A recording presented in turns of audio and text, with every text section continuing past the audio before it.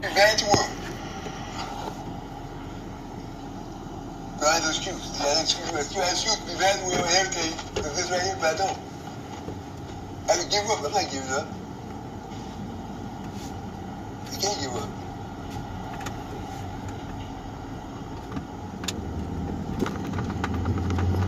Nobody won't let me. All right, Jerry. We did a nice little talk last time, but I'd like to do the same, to kind of cover your whole story from start to finish. And I'll just do a little more comprehensive talk than we did last time. So, before you were shot, what year were you shot? What year was it? Oh, man, I can't remember. I think I was like 42 or 32 years old. About 42 years, I think. About 42. So like 13, 14 years ago? Something like that, anyway. Yeah, so it's been a while. Do it again. And what were you doing before then? You had a full-time job? I was machinist. Machinist? I mean, airplane parts. Airplane parts. And you were married, single? Do you have kids? Single. Kids, no. No kids. Okay.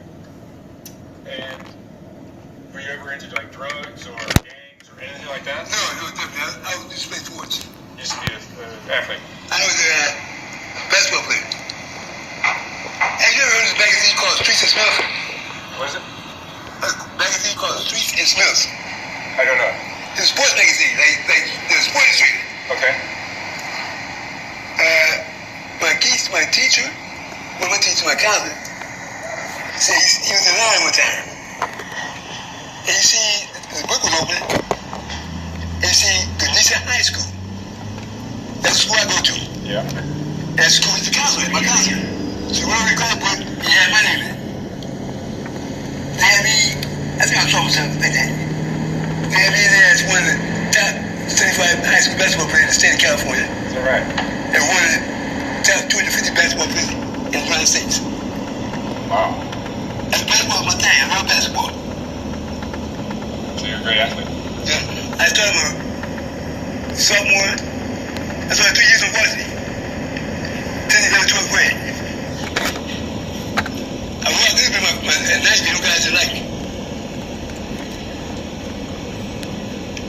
Why is that?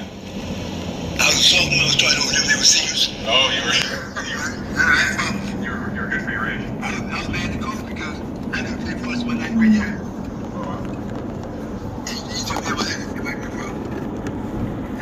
But next year, it was a problem. Guys didn't like me because I was on the sophomore team. Everybody was seniors. I was trying to play more time. So when you were shot, you were going to work. You were coming home from work. Coming home from work and standing where? At bus stop. And what happened? And the guys were looking at us, I started dreaming. They told me what happened to me. He said, he said, you can't believe I survived, but he said, the only reason I did survive because it was point blank range. He said, when point blank range, they were able to roll down the streets. And the skin of me came off my leg. I have ear vision. It's a skin graft? Yeah, the skin thing is a tough one to take, put in. Yeah. And I ain't got a scar behind it. That's make my vision Mr. That's why I can think that's one of them. So you lost one eye, and you're up. Alright, Shalom. First and foremost, I'm going to give all praises, glory, and honor is due to Yahawah, Yahawah, Kakadash. Double honors be to the elders, the apostles of Great Millstone. Peace and blessings and salutations to the hopeful elect. Man, this is why you should fear the Lord, man, okay? Because if you look at this guy's name is Jerry. He was a victim of a shooting, I believe about a year ago. He was on his way home from work, and he didn't really give the reason why the shooting happened. I guess they must have wrongfully targeted him, or they could have thought he was the wrong person or whatever, because as you know, he specified that he was not part of a gang. He did not engage in street recreational activities, but instead he was an athlete, and he worked as a parts specialist, basically, you know, parts for air carriers. So you know, apparently according to this societal standards, he was an innocent man, but we know that according to Yahawah, nobody's angel. So this was a well-targeted attack from the angels on high All right, because once again, the scriptures say, whoever perished being innocent, you know. But we know that this man is still living, and that's a terrible thing to fall in the hands of Yahawah, because the scripture said, and I'm quoting, fear not those that have the power to kill the body, but fear those that's able to destroy both body and soul in hell. And this man he's in hell, he's in torments, man. You know, even though he's having a positive outlook on life, because the society, it totally jacks you up. You know, it tells you it makes you believe that surviving a tragedy like this is a blessing, when in fact it's really not. Okay, because it tells you in the scriptures, if you're maimed, you'd rather be put to death. If you're losing any type of ligament, or you're maimed as such, you ought to be put to death. You need to just give up the spirit, because this is ultimately a hellified judgment. You know, and I'm not doubting that this man's half his face was blown off. I won't doubt that, you know, he has some type of brain damage, you know, just based on the way he's talking. But he seems, you know, like he's conscious, like he's receptive to certain things, you know. But you can tell that this man is suffering in the body, man, you know, and through the spirit. If this ever happened, you would want to go to the spirit realm, you know, because this is not a way to live here. But America is called the valley of the shadow of death, and that's why King David said, behold, I walk through the valley of the shadow of death, man, because obviously this man's life should have been taken, you know. Whoever shot him tried to take him out. Like he just specified, he said, look, he said, only how I survived that is because I was at point blank range. He said, the doctor said, look, if it was at a distance, his head had been rolling down the street, you know. So, hey, man, the Lord is cold, man. He can leave you and your body to suffer and catch all types of hell, because I'm pretty sure he suffered from all types of headaches, types of hallucinations, you know, nerve damage. He's all messed up right now, man, you know. And it's, like I said, it's a scary thing to be on the Lord's bad side, because this didn't happen to this man based on his innocence in this life and what he didn't do. This happened to him based on something that he offended the Lord by. And we don't know what that could have been, you know, whether it was in this life or a past life. He could have been responsible for the hanging of the instigation of Yahawah's crucifixion. He could have been one of the men that led us up to death. He could have blasphemed the Holy Spirit. Who knows what this man could have done, you know? But the moral of the story is about, this is why you're supposed to fear Yahawah at all times, man. You know, because that's terrible. That's horrific, you know. So I got a precept real quick. This is the book of Deuteronomy 7 and verse 21. Alright. So it says here, Deuteronomy 7 and 21, this is the point. It says here, thou shalt not be affrighted at them, for the Lord thy power is among you, a mighty power and terrible. Okay? The Lord is terrible, man. You know, the Lord can jack you up and keep you in a body to allow you to suffer in that body, man. You know, instead of just taking you out completely. You know, and I'm pretty sure he get harassed by kids. Kids are afraid of him, you know. I'm pretty sure he's rejected. Because, you know, just listening to him talking. I listened to this interview the other day, and just listening to this man talk, you know, you like, oh wow, he seemed like a pretty upstanding dude. You know, he seemed like a cool cat. You know, like why would this happen to him? But people don't understand the Lord's ways, because the scriptures say, your ways are not my ways, and my thoughts are not. Yeah, my thoughts are higher than your thoughts. So, an average person, if I told them like he got jacked up because he's offensive to who they call God, they'll get offended at that. Like, what do you mean? He's offensive. This guy he's a hero. This is a blessing. This is not a blessing. This is a curse, man. Okay? Because the scriptures say we're brought down to the chains of darkness in this body. Okay? And we're ultimately broken down by by the curses of this flesh, man. You know, and living under the rudiments of the so-called white man, which is the adversary, which has set up certain traps and provisions to keep our people in a derelict state of mind. Because if the doctors had any type of mercy, they just would have pulled the plug on this guy, man. It's not a privilege to be alive in a body like that. That's torment. You know, this was me. I would want to give up the spirit. I wouldn't want to suffer like that. You know, nobody want to deal with you. You can't have, you know, you won't have a wife. You know, there's very few women that would really deal with this man unless she's real desperate. And it ain't saying to throw shade on this guy, but it's just the reality of it. People don't deal with things that's outside of the norm. Okay, that's what makes it strange. So anyway, I got a few precepts lined up, but I'm gonna interject from time to time. So I'm gonna go ahead and play a little bit more of the interview, and I'm gonna get the precepts. I got like 7 or 8 precepts I want to go into. So just bear with me. Your other eye.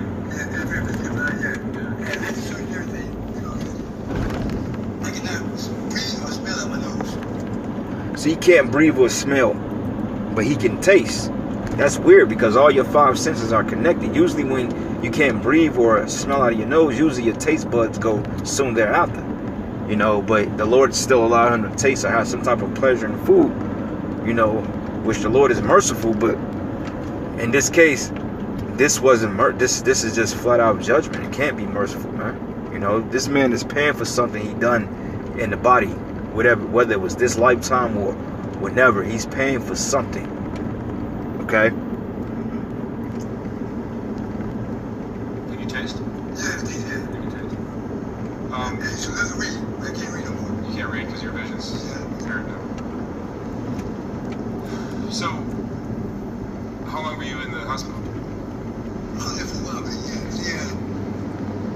And then I looked at it, to the hospital.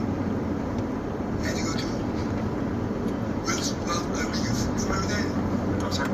Wilson was out of Williams. I was there off Imperial. A rehabilitation center. Oh, I see. Ran to Cubana, something like that. Yeah. Off Imperial, yeah. I was there for a while. So the surgery must have been incredible. They said 12 surgery. They had surgery on my hip, my arm too. They took some veins out of my legs and put his arm right there.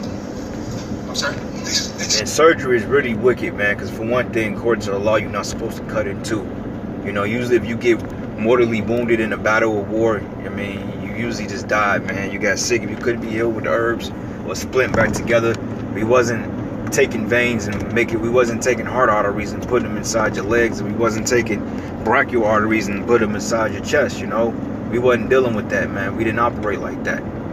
Whether you splint yourself together, you know, they have which is called splints, which is sticks and tapes and bandages that's used to actually set in place broken bones, or you know, herbs that heal particular illnesses or diseases. We dealt with that. Usually if you were maimed in a war, you came back without a hand or leg, usually men like that ultimately will want to give up the spirit, man, because I mean, you can't go into the promised land like that being maimed. Like it tells you about being wounded in the stones. Like guys that get these vasectomies and stuff like that, man, that get their nuts snipped, or men that's getting their privy members chopped off, you're not gonna enter to the congregation, you know, which, you know, it's just unlikely the Lord would deal with you, man. Like guys be getting vasectomies and stuff like that, which you're cutting off your bloodline. Basically, you're making yourself a eunuch, you know, and that's the whole thing of a man, is to put his seed forth, you know. But you got guys out here that's snipping a nut so they don't have to impregnate these women. And that just throws your spirit all the way off, because now you suffer from mood swings. You have all types of feminine tendencies and so forth. You know, guys like that usually ain't gonna make it into the kingdom. You know, or guys like that in the ancient world, you know, you'd be put to death. I mean, it just point blank period. You'd be destroyed. All right. So this is the book of Deuteronomy 10 and 17 here. It says here, "For the Lord your power is the power of powers, and the Lord of lords, and a great power, mighty and terrible, which regarded not persons nor take a reward." Okay. It says, "And he doth execute the judgment of the fatherless and the widows, and loveth the stranger, and giveth him food and raiment." All right. But the point I'm making is the fact that the Lord is very, very terrible, man. All right. And that's one thing you do not want to be on the left-hand side of Yahawah, because that is heavy repercussions for such a position, you know. For a lot of you guys out there that may not understand, you know, why Yahawah operates the way he operates. Hey, man, the Lord is a just power, okay? He's not unrighteous for doing this to this individual, you know, which I don't know what he did, you know, and that's not the point, but it's just the point that, you know, people often find themselves upset with the Most High for what happened, but overall, the Lord's judgment is righteous, man. You know, they're righteous, and there's nothing we can say or do against that, no matter how much we fight against it. You know, his ways are higher than our ways. So this is the book of Nehemiah 1:5. It says, "And I say, beseech thee, O Yahawah, power of heaven."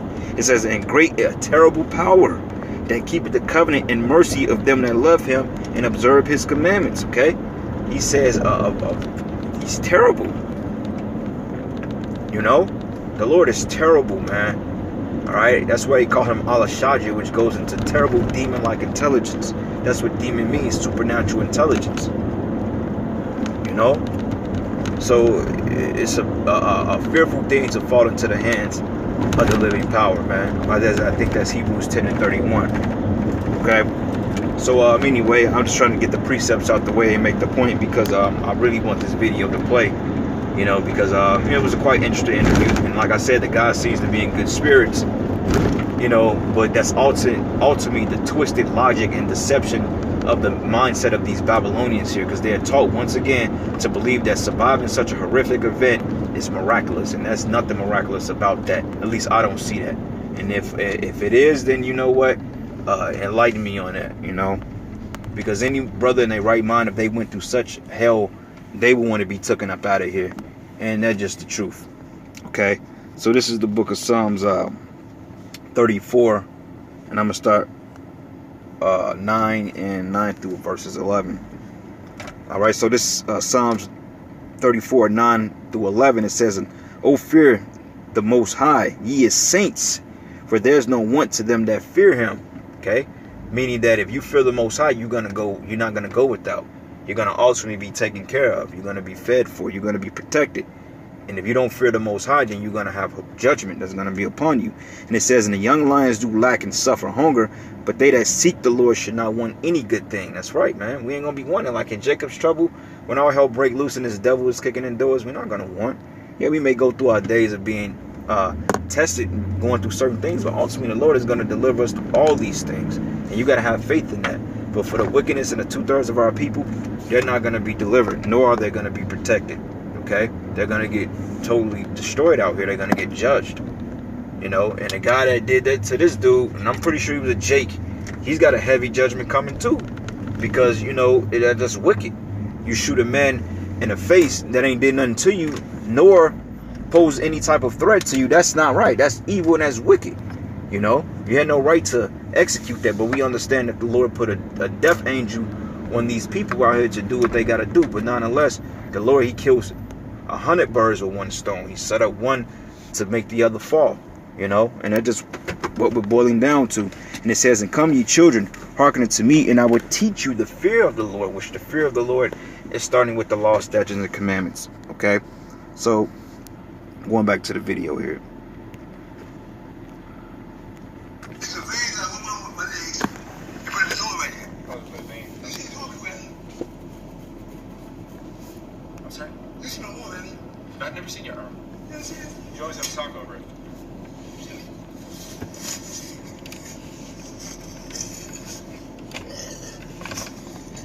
I got something here to my arm. That's just terrible, man.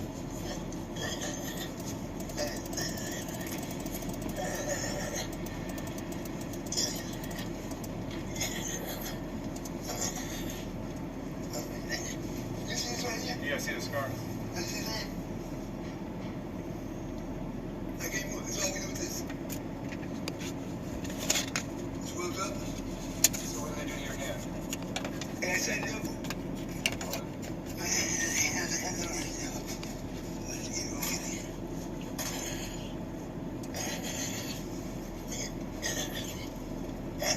Let me help you.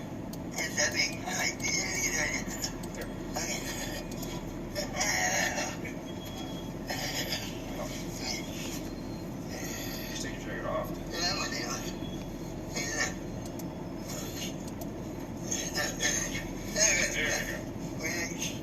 You see how this is?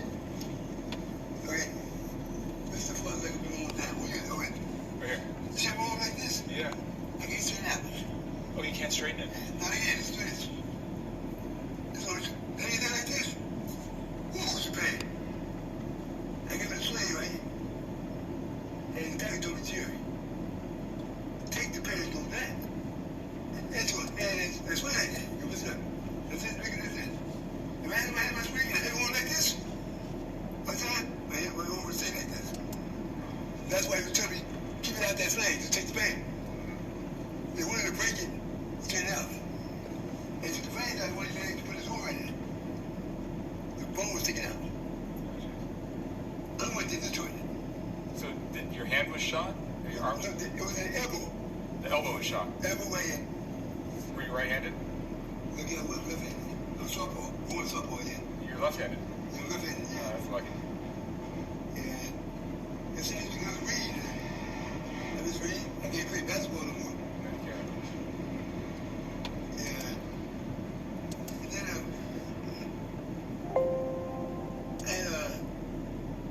I used to take seizure pills. Yeah, you told me you took seizure pills, medication. This one doctor told me, he said, Jerry, before he ended me, will you take this kind of medication? I said, no.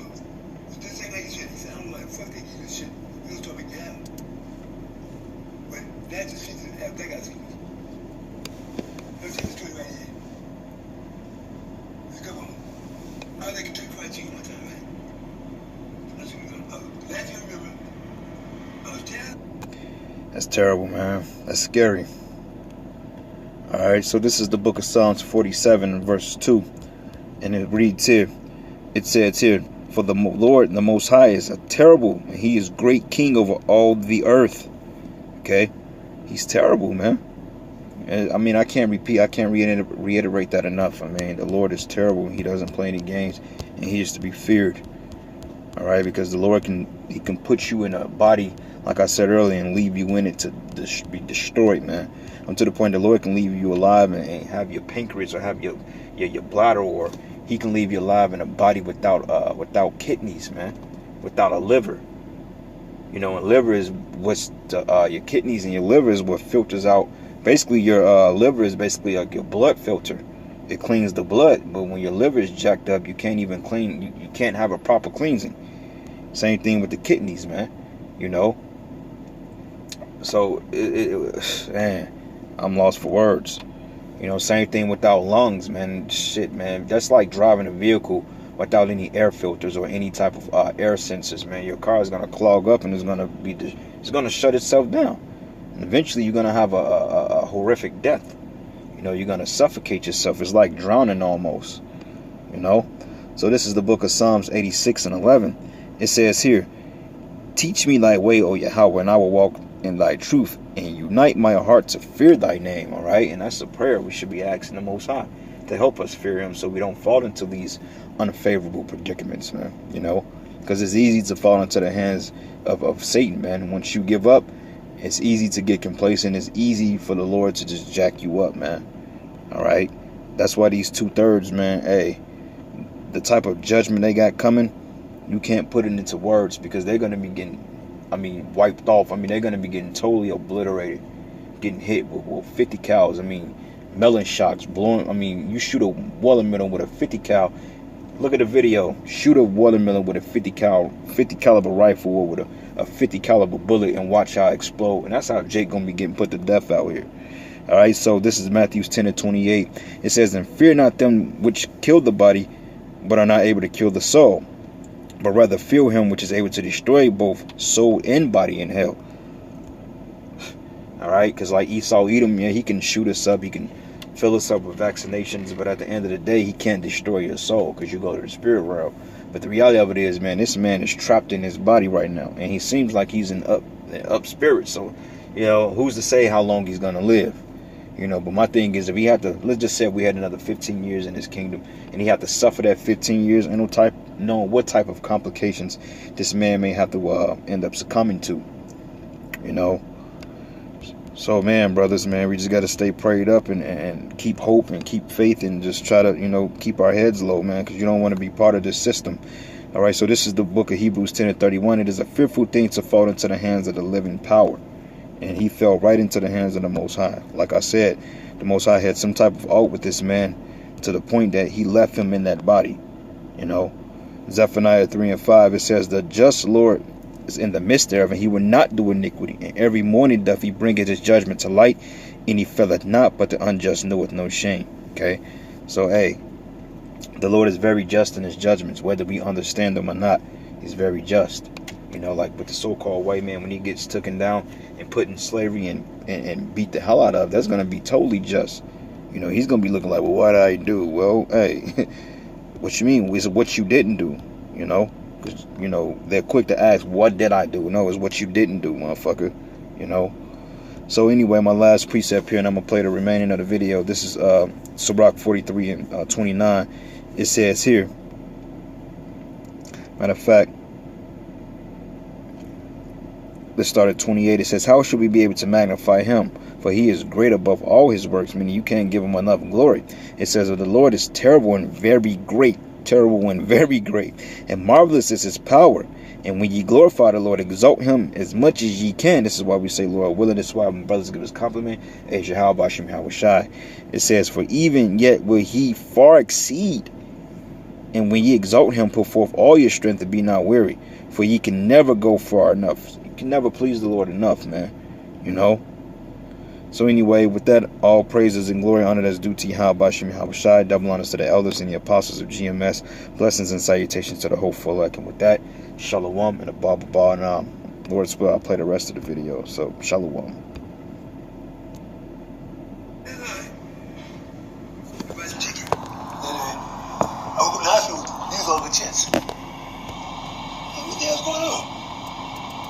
I was about to get the right to kindergarten there, and he said, Jerry, you start tripping.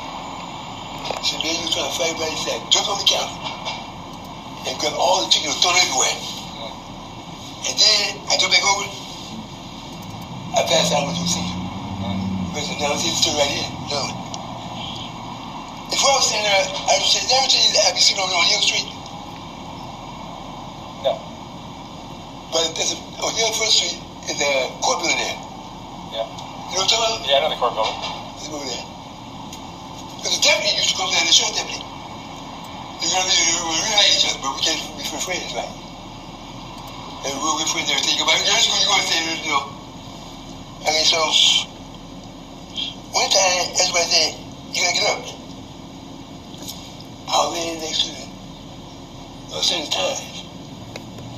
Somebody took me to the shoes. My head was bleeding down here, right here was bleeding real bad. I'm wondering what happened to me. I said, I must have to look like I see this or like what happened to me. And I'm wondering what happened to me here.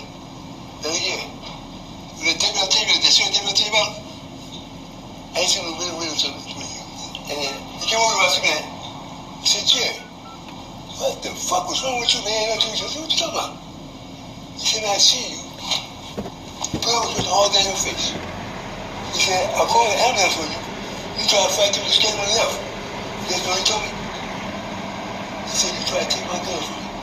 Then you was busting on your open gun, and you slip and fail. That's how I got control of it. How you know that? You know what? This was the seizure medication. Yeah, that's it. Then again, I knew him, see? He said, I don't know if you can see there's a cut right there. Yeah, I see it. It was wide open. He said, man, I see you, man? And blood like a faucet running down your face. He said, call the ambulance. He said, you scared away, you trying to fight them? And then he said, you grab a gun to the holster, and man, you was wrestling over it. And he said, you slipped and fell, that's how I got to throw my gun. And again, I don't know that, but again, if he didn't know me, he could have killed me. I just, you have to say, yeah, Jerry. That was the doctor told me, I stopped taking this stuff. That's the medication doing that, you ain't gonna remember nothing. That was real bad. Yeah, I'm glad you knew, because if not, first we get over here, you can tell, are you by yourself, you by yourself? You with somebody else? You rest when you continue to get like that, they try to kill me. I was wondering what happened to us, I was wondering what happened. I don't know how this guy over is going on being like that. I remember, like the serious, you don't remember nothing. Yeah, you don't remember it. I don't remember none of that stuff. So he did. And then one time, when we doing my sight thing, okay, I was walking, when I'm taking my eye, I've been my eye, man. I was walking down,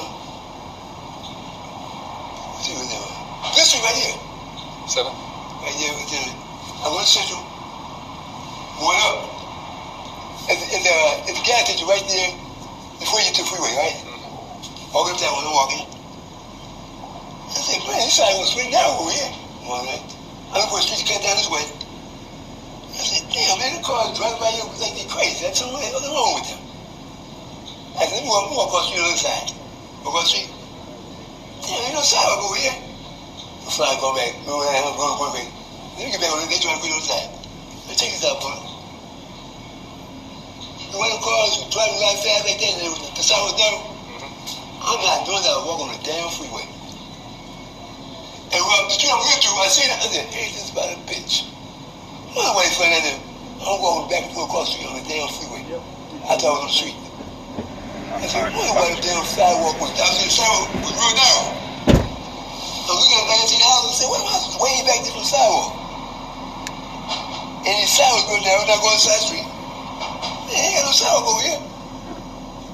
And the cars running crazy, and you walk back on the side. Hey, bro, stupid. That's where I was walking. Right here, okay, you see that bitch right here? This is when you exit. The side of the freeway, exit. I said, hey, this is about a bitch. You were walking on the freeway? I was walking on the freeway, didn't even know it. Walking back and forth across the freeway. Car flying by, I said, what's wrong? I think I was wrong with them, driving crazy like that. You crossed the freeway? Yeah, I'm saying. I was walking on one side, when I said the sidewalk was narrow, right? I said, why is the sidewalk so narrow like this? And when I was sitting with them, like, I said, I'm walking on the other side. I walk on the other side. I said, damn, I ain't got no sidewalk on this side. The car was going. Because your vision is so bad. That's right. I walk back on the other side. I'm walking. When the new freeway, where it said, exit, 70 whatever, right? I said, ain't this about a bitch? I said, sign said, exit, San Pedro.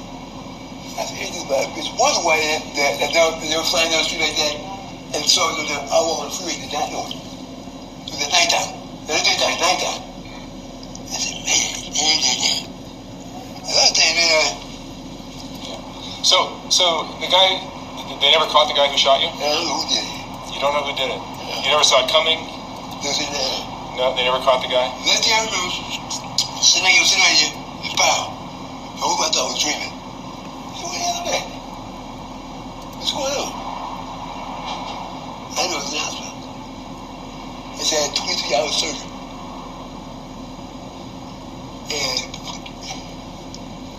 And I was just simple. They didn't think I was going to make it. This one guy told me, I've never seen ECV. He said, it is you. It was your life. Well, you remember they talking about some woman, a bunny, this woman's face off or something like that?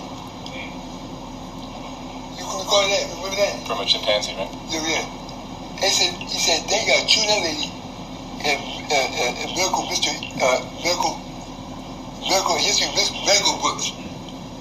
I was surprised what happened to y'all. Yeah, they rebuilt her face. Yeah. Yeah, okay. He said, they got me in a medical history book. Who be surprised what happened to him. Yeah. And one police officer told me he seen on a video game on the internet. And one guy showed me the cover of the CD with my picture on it. Oh, that's it, yeah. So do you have feelings of anger towards the person that shot you? Not really, you can't. You gotta forgive it, I think about what happened to me, you know, because I still go through it. I never forget this, yeah. People look at it, you got rude people. Some people call me monster. I bet you got some loving people out there too. Like yourself. Yourself, yeah. I keep my faith in God though. When God said what you go back and stand against you. Were you religious before you, I hear you mention God a lot. Yeah. Were you religious before you were shot? Oh, definitely, yeah. You were? My mother kept us in church. Like the Bible said, nothing you understand, in the Bible, everything's going right down the day. Happened before in the Bible. The Bible happened before. Everything, that's what it said, nothing new under the sun. Same thing happened right now. Those words happened years ago. Attention homeowners, can we use your home to showcase